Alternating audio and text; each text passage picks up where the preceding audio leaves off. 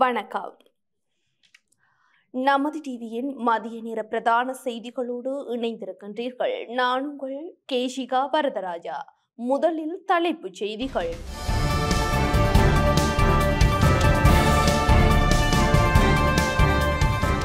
சிந்துபாத்தி மயானத்தில் சிறுவர்கள் பெண்களின் எலும்புக்கூடுகள் அடித்தே கொல்லப்பட்டிருக்கலாம் என சந்தேகம். குடிவரவு மற்றும் குடியகழ்வு சட்டங்களின் திருத்தம், இலங்கை அகதிகளுக்கு மகிழ்ச்சி தகவல். அமைச்சரவை மாறுமா? அரசாங்கத்திடம் விளக்கம் கோரும் மொட்டு கட்சி. கிரீஸில் சக்தி வாய்ந்த நிலநடுக்கம். தொடர்பன உள்நாட்டு செய்திகள்.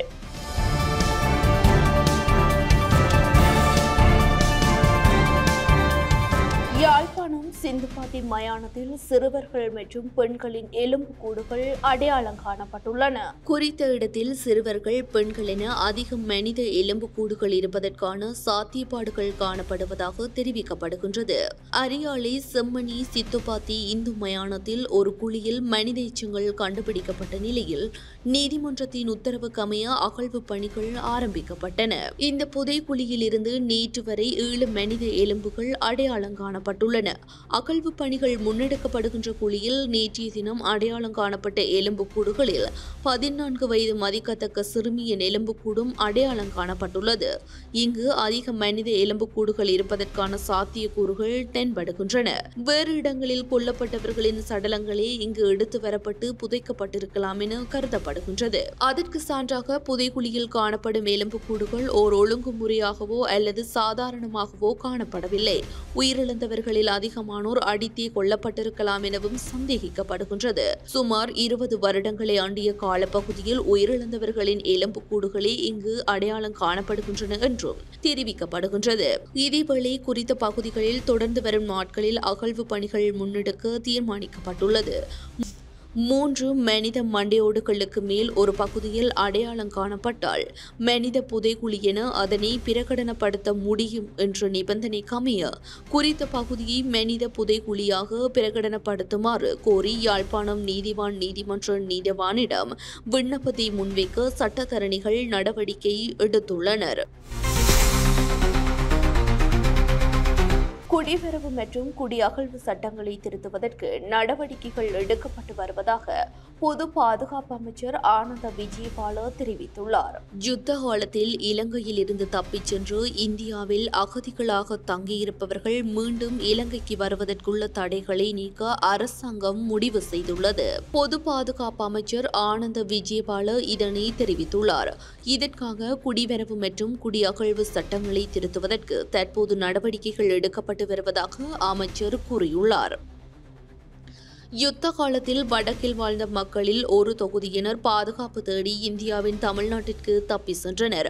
அவர்கள் தற்போது இந்தியாவில் உள்ள அகதி முகாம்களில் வாழ்கின்றனர். அவர்கள் மீண்டும் இலங்கைக்கு வருவதற்கு குடிவரவு மற்றும் குடியகழ்வு சட்டங்கள் தடையாக இருப்பதால் அந்த சட்டங்களை திருத்துவதற்கு கவனம் செலுத்தப்பட்டுள்ளதாக ஆனந்த விஜயபால கூறினார். இதற்காக விரைவில் அமைச்சரவை பத்திரம் ஒன்றை சமர்ப்பித்து அனுமதி பெறப்படவுள்ளது. இதற்கிடையில் இந்தியாவில் இருந்து கடல் மார்க்கமாக இலங்கைக்கு வந்த 3 வயது குழந்தை உட்பட 3 தலைமன்னார் பகுதியில் கைது செய்யப்பட்டுள்ளனர். அவர்கள் இந்தியாவின் ராமேஸ்வரத்தில் இருந்து கடல் மார்க்கமாக இலங்கைக்கு வந்ததாக போலீசார் தெரிவித்தனர். கைது செய்யப்பட்டவர்கள் 24 வயது இளம் தம்பதியினர் மற்றும் 3.5 வயது குழந்தை என போலீசார் கூறினர். இவர்கள் 2023ஆம் ஆண்டு மே மாதத்தில் படகு மூலம் இந்தியாவிற்கு தப்பி சென்றதாக போலீசார் விசாரணைகளில் தெரியவந்துள்ளது. பிமல் ரத்நாயக்கவுக்கு எதிராக லஞ்ச ஊழல் ஆணைக்குழுவில் முறைப்பாடு அளிக்கப்பட்டுள்ளது. முறையான பரிசோதனைகள் ஏதுமின்றி சுங்கத்தில் இருந்து 323 கொள்கலன்களை விடுவிப்பதற்கு கப்பல் துறை அமைச்சர் பிமல் ரத்நாயக்க வழங்கிய பணிப்பு குறித்து விசாரணைகளை மேற்கொள்ளுமாறு பிவிதுருகெல உரிமைய கட்சி லஞ்சம் அல்லது ஊழல் ஆணைக்குழுவில் முறைப்பாடு அளித்துள்ளது. பிவிதுருகெல உரிமைய கட்சியின் மத்திய குழு உறுப்பினர் சிறந்த ஜெயலத் லஞ்ச ஊழல் ஆணைக்குழுவில் முறை முறைப்பாடு அளித்ததன் பின்னர் ஊடகங்களுக்கு இவ்வாறு குறிப்பிட்டுள்ளார். கடந்த ஜனவரி 18 மற்றும் 19 திகதிகளில் சுங்க திணைக்களத்திலிருந்து எவ்விதமான பரிசோதனைகளுமின்றி சிவப்பு முத்திரை பதிக்கப்பட்ட 323 கொள்கலன்கள் விடுவிக்கப்பட்டுள்ளன. இந்த கொள்கலன்களை விடுவிப்பதற்கு கப்பற்துறை அமைச்சர் பிமல் ரத்நாயக்க பணிப்புரை வழங்கியதாகவும் குறிப்பிடப்படுகின்றது. இந்த கொள்கலன்களில் ஆயுதம், வெடிபொருட்கள் அல்லது தீங்கிழைக்கும் பொருட்கள் இருக்கலாம் என்று தாம் சந்தேகிப்பதாக சுங்க திணைக்கள தொழிற்சங்கத்தினர் சந்தேகிக்கின்றனர். இவ்விடயம் தொடர்பில் முறையான விசாரணைகளை மேற்கொள்ளுமாறு லஞ்ச ஊழல் ஆணைக்குழுவில் முறைப்பாடு அளித்துள்ளோம் என குறிப்பிட்டுள்ளார். அமைச்சரவை மாறுமா என்பது குறித்து அரசாங்கம் விளக்கம் தர வேண்டும் என ஸ்ரீலங்கா பொதுஜன பெரமுன வலியுறுத்தியுள்ளது. பிரதமர் பதவியில் மாற்றம் வருமா அல்லது இல்லையா என்பதை ஜனாதிபதி அனுரகுமார திசாநாயக்க நாட்டு மக்களுக்கு தெளிவுபடுத்த வேண்டும் என ஸ்ரீலங்கா பொதுஜன பெரமுன கட்சி வலியுறுத்தியுள்ளது. கொழும்பில் நடைபெற்ற ஊடக சந்திப்பின் போது ஸ்ரீலங்கா பொதுஜன பெரமுனவின் செயலாளர் சாகர காரியவசம் இது தொடர்பில் கருத்து தெரிவித்துள்ளார். பிரதமர் பதவி மற்றும் அமைச்சரவையில் மாற்றம் வரவுள்ளது என தகவல்கள் சமூக வலைதளங்களில் வெளியாகி வருகின்றன. இப்படியான தகவல்கள் இலங்கை போன்ற நாடுகளுக்கு பாதக விளைவுகளையே ஏற்படுத்தும். ஏனெனில் அரசியல் ஸ்திரதமற்ற தன்மை நிலவும் நாடொன்றுக்கு முதலீட்டாளர்கள் வரமாட்டார்கள். உள்நாட்டு முதலீட்டாளர்களும் புதிய முதலீடுகளை செய்ய முன்வரமாட்டார்கள். எனவே பிரதமர் பதவியில் மாற்றம் வருமா என்பதையும் அமைச்சரவை மறுசீரமைக்கப்படுமா அல்லது இல்லையா என்பதையும் ஜனாதிபதி நாட்டு மக்களுக்கு தெளிவுபடுத்த வேண்டும். இந்த விடயத்தில் தாமதம் நிலவக்கூடாது. அறிவிப்பை வெளியிட்டால்தான் அரசியல் ஸ்திரத்தன்மை ஏற்படும் என தெரிவித்துள்ளார். வாகன விற்பனையால் அரசாங்கத்திற்கு நஷ்டம் ஏற்பட்டுள்ளதாக பாராளுமன்ற உறுப்பினர் தயாசிறியின் குற்றச்சாட்டை வடமத்திய மாகாண சபை முற்றாக மறுத்துள்ளது. வடமத்திய மாகாண சபைக்கு சொந்தமான வாகனங்களின் விற்பனையால் அரசுக்கு 200 மில்லியன் ரூபாய்களுக்கும் அதிகமான இழப்பு ஏற்பட்டுள்ளதாக பாராளுமன்ற உறுப்பினர் தயாசிறி ஜெயசேகர குற்றம் சுமத்தியுள்ளார். ஊடக சந்திப்பில் கலந்து கொண்டு கருத்து தெரிவிக்கும் போதே அவர் இதனை கூறினார். ஒரு BMW மற்றும் டொயோட்டா பிராடோ உட்பட 12 வாகனங்களை விற்பனை செய்வதன் மூலம் அரசு 28 மில்லியன் ரூபாய்களை மட்டுமே சம்பாதித்துள்ளதாக தயாசிறி தெரிவித்துள்ளார். இந்த விடயம் தொடர்பாக மேலும் அவர் தெரிவிக்கையில், வாகன சந்தையில் ஒரு BMW மற்றும் 35 மில்லியன் ரூபாய் மதிப்புடையது. அதே நேரத்தில் ஒரு பிராடோ சந்தையில் 20.5 மில்லியன் மதிப்புடையது எனவும் அவர் சுட்டிக்காட்டியுள்ளார். டெண்டரில் வெளிப்படைத்தன்மை இல்லாமையே நட்டத்திற்கு காரணம் எனவும் ஜெயசேகர கூறியுள்ளார். இதேவேளை பாராளுமன்ற உறுப்பினர் தயாசிறி முன்வைத்த குற்றச்சாட்டுகளை வடமத்திய மாகாண சபை முற்றாக மறுத்துள்ளது. அவரது கூற்றுக்கள் தவறானவை எனவும் அவதூறானவை எனவும் கூறியுள்ளது.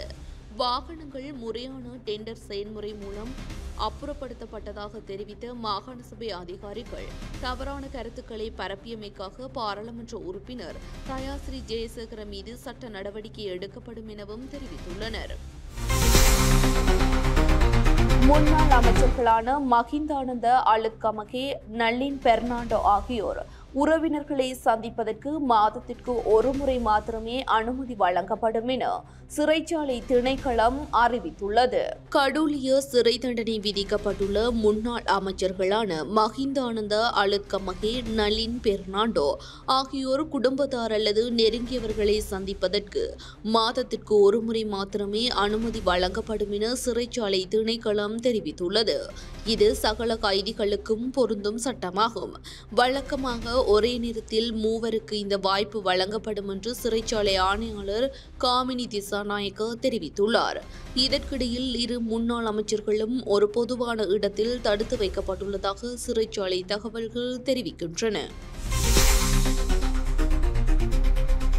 கெஹலிய ரம்புக்வெல்ல பிணையில் விடுதலை செய்யப்பட்டுள்ளார். முன்னாள் அமைச்சர் கெஹலிய ரம்புக்வெல்ல மற்றும் அவரது மகன் ரமித் ரம்புக்வெல்ல ஆகியோரை பிணையில் விடுவிக்க கொழும்பு நீதவான் நீதிமன்றம் உத்தரவிட்டுள்ளது.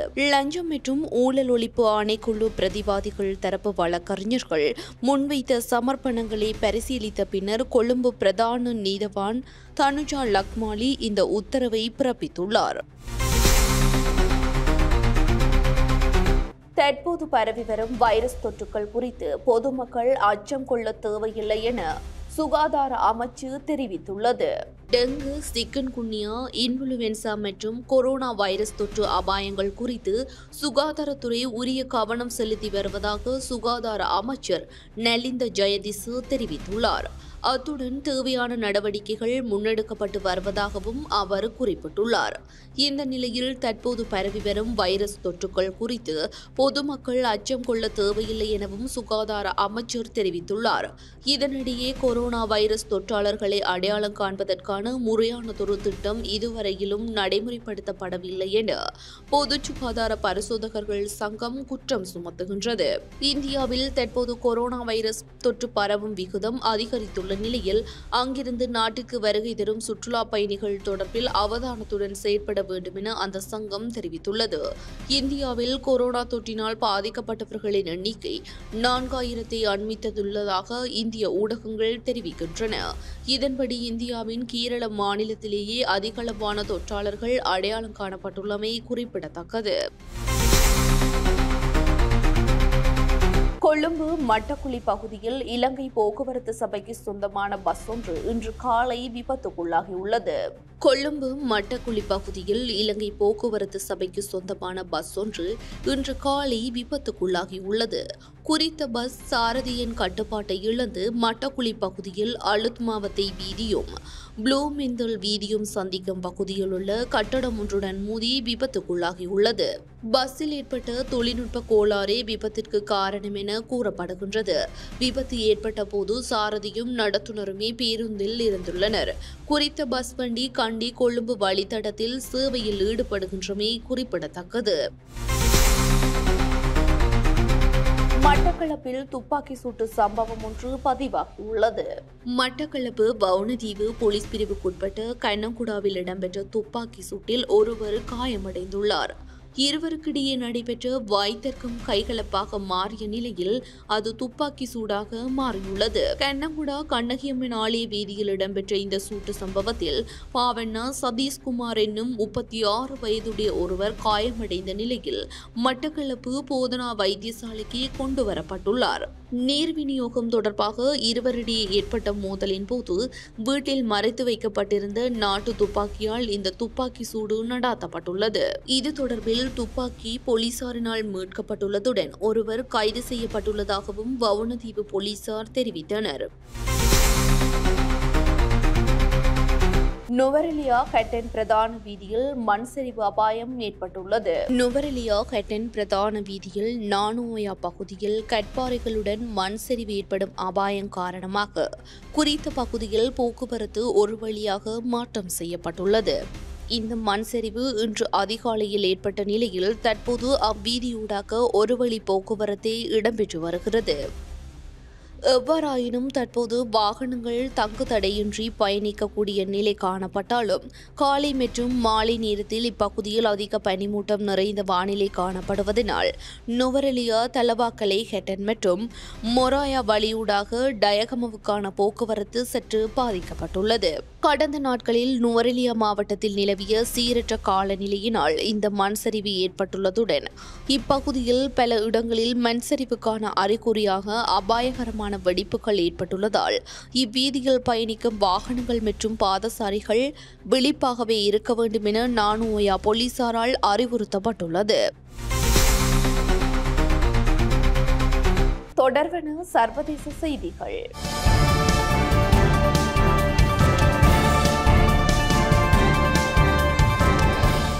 கிரீஸில் சக்தி வாய்ந்த நிலநடுக்கம் பதிவாகியுள்ளது. கிரீஸின் டோடெக்கனிஸ் தீவுகள் பகுதியில் இன்று 6.2 ரிக்டர் அளவு சக்தி வாய்ந்த நிலநடுக்கம் ஏற்பட்டது. இந்த நிலநடுக்கம் துருக்கியின் எல்லைப் பகுதியை ஒட்டிய பகுதியில் மத்திய தரைக்கடலில் மையம் கொண்டிருந்தது. இதன் ஆழம் 68 கிலோமீட்டர் என ஐரோப்பிய மத்திய தரைக்கடல் நிலநடுக்க மையம் தெரிவித்துள்ளது. இதே நேரத்தில் துருக்கியின் மன்மாரிஸ் கடற்கரை நகரத்தில் 5.8 அளவு கொண்ட மற்றும் மீண்டும் ஒரு நிலநடுக்கம் ஏற்பட்டுள்ளது. இதனால் பதட்டத்தில் வீடுகளை விட்டு வெளியேற முயன்றதில் 7 பேர் காயமடைந்ததாக துருக்கியின் பேரிடர் மேலாண்மை முகாமை தெரிவித்துள்ளது. நிலநடுக்கம் கிரீஸின் ரோட்ஸ் தீவு உட்பட தெற்கு கிரீஸ், மேற்கு துருக்கி மற்றும் அருகிலுள்ள ஏஜியன் கடல் கரையோர பகுதிகளில் உணரப்பட்டது.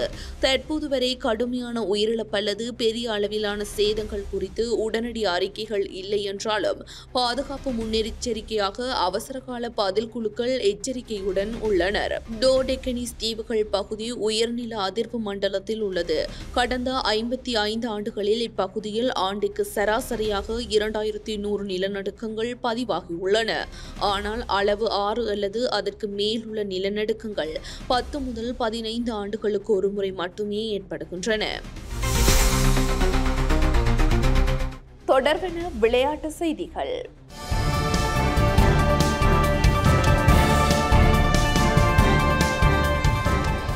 IPL இறுதிப் போட்டி இன்று இடம்பெறவுள்ள நிலையில் விராட் கோலி தனது ஓய்வை அறிவிக்க வாய்ப்புள்ளதாக தகவல்கள் வெளியாகியுள்ளன. இந்திய ஊடகங்கள் வெளியிட்டுள்ள செய்தியில் இந்த விடயம் தெரிவிக்கப்பட்டுள்ளது.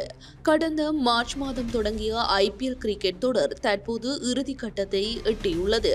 இன்றைய தினம் அகமதாபாத் மைதானத்தில் இறுதிப் போட்டி கோலாகலமாக நடைபெறவுள்ளது. இறுதிப் போட்டியில் பஞ்சாப் கிங்ஸ் மற்றும் ராயல் சேலஞ்சர்ஸ் பெங்களூர் அணிகள் மோதுகின்றன. இந்நிலையில் இன்றைய போட்டியின் மீது அதிக எதிர்பார்ப்பு ரசிகர்கள் மத்தியில் உள்ளது. இதுவரை இந்த 2 அணிகளும் IPL கிண்ணத்தை வென்றது இல்லை. இந்நிலையில் ஏதேனும் ஒரு அணி புதிதாக கிண்ணத்தை வெல்லும் என்பதால் அதிக எதிர்பார்ப்பு உள்ளது. இந்நிலையில் இன்றைய போட்டியில் ராயல் சேலஞ்சர்ஸ் பெங்களூர் அணி வெற்றி பெறும் பட்சத்தில் விராட் கோலி IPL தொடர்களில் இருந்து தனது ஓய்வை அறிவிக்கலாம் என்று எதிர்பார்க்கப்படுகிறது. கடந்த 18 ஆண்டுகளாக பெங்களூர் அணிக்காக விளையாடி வரும் விராட் கோலியால் தலைவராக இருந்தும் கிண்ணத்தை வெல்ல முடியவில்லை. ஏற்கனவே சர்வதேச T20 மற்றும் டெஸ்ட் போட்டிகளில் இருந்தும் விராட் கோலி ஓய்வை அறிவித்துள்ளார். இதனால் இந்த ஆண்டு பெங்களூர் அணிக்காக எப்படியாவது கிண்ணத்தை வென்று கொடுக்க வேண்டும் என்ற முனைப்பில் விராட் கோலி இருந்து வருகிறார். இந்நிலையில் இன்றைய போட்டியின் முடிவில் தான் அவரது IPL எதிர்காலம் இருக்கும் என்று எதிர்பார்க்கப்படுவதாக இந்திய ஊடகங்கள் வெளியிட்டுள்ள செய்தியில் சுட்டிக்காட்டப்பட்டுள்ளது. இத்துடன் நமது டிவியின் மதிய நேர பிரதான செய்திகள் நிறைவடைகின்றன. மேலதிக செய்திகளை பார்வையிடுவதற்கு நமது LK.com என்ற இணையதளத்திற்குள் பிரவேசியுங்கள். அத்துடன் நமது டிவி என்ற யூடியூப் தளத்தினை சப்ஸ்கிரைப் செய்யுங்கள். வணக்கம்.